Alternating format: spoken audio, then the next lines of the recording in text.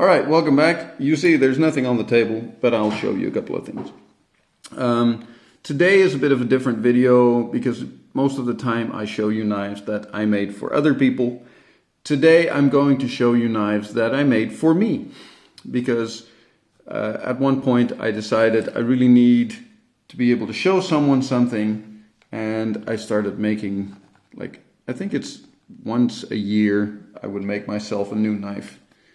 Now, to be honest, I've sold off a couple of them, but there's at least two that I'm keeping forever and one that's in my possession right now. You see two of them on the table right now, and the third is this big hunk of metal, which is now on the table.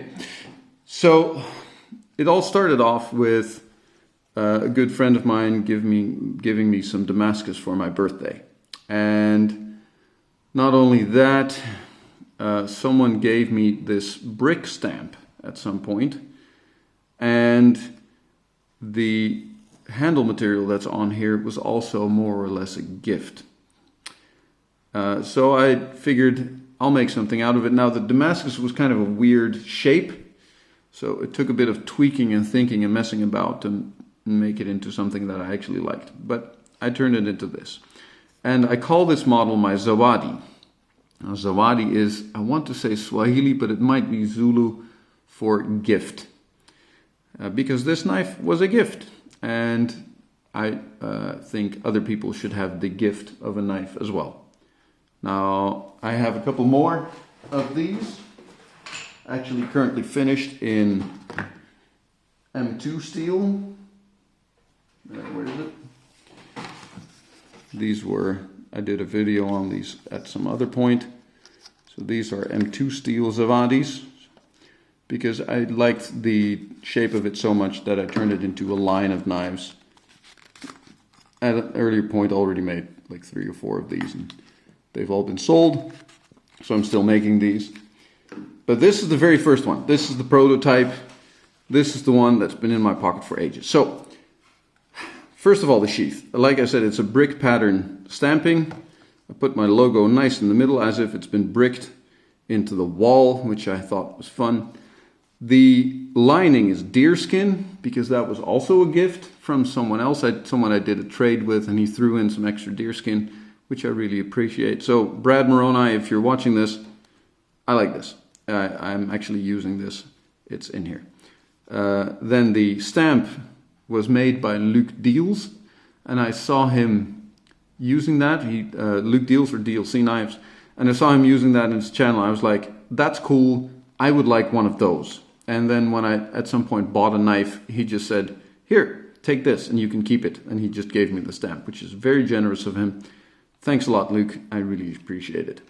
So that's the brick pattern stamping, which I did all over the way, and then I bricked in my logo. Then here is the knife itself. Like I said, it's a nice Damascus blade, which I polished because it's easier to keep a polished blade clean than it is to keep a dark edge blade clean. But it has some really nice wavy patterns in it on one side and a bit more straight patterns on the other side. I gave it a tapered tang because, that's my jam. Rounded spine. This was one of the first times of me doing a rounded spine. You might see some corrosion spots on there, but that's because I carried this knife for like a year and a half, and it's a real user, despite the Damascus. And it's held up very well, and it's still quite sharp. Then there is the pin. You can see that. And I need a flashlight, which is cover your eyes maybe, there we go. Blue glow in the dark, green glow in the dark pin. And that has my logo in it. So there's no logo on the blade, there's only a logo in the pin. And I did the pin on the other side as well. I thought that was cool, so at the Knife Mosaic Pins guys, you know who you are. Pretty cool, man. I like the pins. I'm almost out. I've got to reorder at some point. Oh, that's a nice view of the Damascus. Look at that. pretty swirled in lines and patterns. Then the handle was made from a warthog tusk that my grandparents brought back from their church mission in Zaire, which is right now Congo, but back then it was called Zaire. And I cut it into scales and I turned it into this knife. And it has a tapered tang and red liners because red liners are fancy. And I wanted a fancy knife to use. And it has a aluminum lanyard hole. So that's the original Zawadi. And at some point I was like, okay, and I'm going to retire this one. So this one has been mostly sitting on in my knife case, not been used for a while. Every now and then I feel like it's a Sunday knife and I stick it in my pocket anyway. And I swapped it out for pretty much the polar opposite of the original Zawadi, where this one's all like natural materials and carbon steel and stuff. This one's high-tech. So I got a high-tech knife. I put like a nice Escher modern stamping pattern on it, bricked it in with the logo. It's on both sides. I made the sheath very flat so that it's unobtrusive in the pocket. And I put a lanyard on it. And so, but this knife is from Elmax steel. So highly stainless steel, very solid steel. And I've been carrying this one for almost a year now as well. Put a satin finish on it and figured let's use the hell out of this. And I quite like it. And the handle is from Beyond Wood Products. It's their Hex Glow Core, which is really nice. It's just this honeycomb type pattern. And I tried to match it exactly. And the liners are blue glow-in-the-dark liners, and I'll show all of this in a second. And it has a nice tapered tang to it from 3 millimeters thick at the spine of the knife to, I think this is like 0.5 millimeter thick at the butt of the knife. And I put an aluminium tube in, and of course, my own logo pin. And of course, like I said, almost everything is glow on this knife, so we got to show the glow. So there's the pin and the scales and the liners. And it's very, very flashy. Very, very flashy. Like that. And even the lanyard is glow-in-the-dark paracord, which is a bit hard to see. I'll get the thing into the proper dark room in a bit. And at the end is a titanium Wee knife bead, which is nicely anodized in blue and gold, which was a gift from someone else, a giveaway at some point that I won. So let's get this thing charged and into the dark, because you got to see the full effect of this thing. So we're back in my supply closet. You ready for the glow? There's the glow. Told you it was bright. Some of the liners didn't charge up well, but you see blue liners and the funky hex glow on both sides, and even the lanyard is nice and glowy. So I made the glowiest knife I could possibly think of, and that's this. And honestly, I don't know how long I'll keep it. I might put it up for sale at some point in the near future, because it gives me an excuse to make myself another one. So that's the glow on this, which is an absolute glowy beast. Stick this back in there, move it aside. So last but definitely not least, I gotta move the camera up because otherwise I can't get everything in the screen.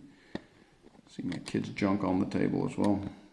The crap they leave here. But this is, what did I name it again? This is my Big Bowie knife. And as you can see, I went all out on this one.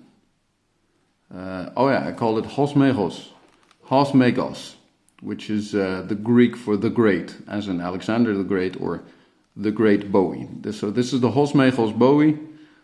the Great Bowie.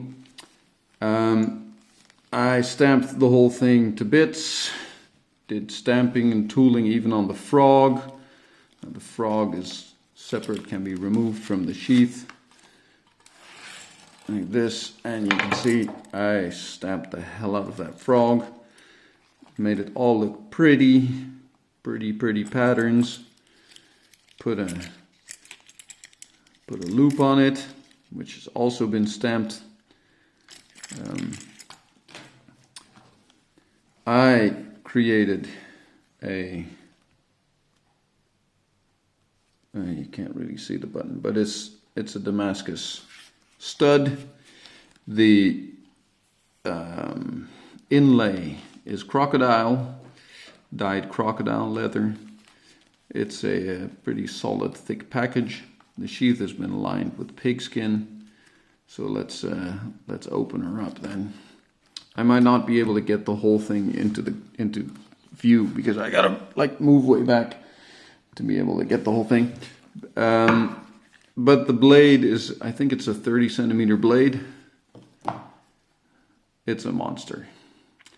So the Damascus for this was my birthday gift to myself because I've always wanted one of those big Bowie knives, but they cost a fortune. And honestly, all in all, this wasn't cheap either. But this is my birthday gift to myself. I turned 40 this year. I turned 39 last year. It was actually for my 39th birthday, but I gave myself some time forging with Maarten van Hattem to forge this blade. So we did a thick multi-bar Damascus blade. It's a 7mm thick blade, and it has 7 different alternating twist bars in it, and it has an 01 tool steel edge. But look at that swirly awesomeness. This took us 18 hours to forge. It was a lot of work, but it was fun, and we turned it into something really nice. Then the guard is an alternating twist pattern. You can see sideways, and I put like a little detail on it that will be difficult to see, is I put a little roof on the blade, on the back of the blade, a little facet, because I thought that would look cool, and I left in the middle a little bit of the forging marks because I like those. And then there's the Damascus guard to go with it, small blue liner for a splash of color, and a giant piece of dyed sambar stag from Culpeper that I'd been holding on to for years, never dared use, but it's really nice on this knife. And domed pins, which I'd never done before, but it was pretty cool and it was a fun skill to practice. So this is the beast, and this is my personal knife, and I don't even know how many hours I spent on this, but it's I estimate it's well over 70 hours of work, and it was awesome. And I don't think people can pay me enough to take this off my hands. But if you want to make me an offer, you're always welcome. The worst you can get is no. Just know it won't be cheap. But I'm not looking to sell it, so just never say never is what I'm saying. So I hope that with that giant piece of awesomeness and my other 2 personal knives, I hope you enjoyed that. And see you next time.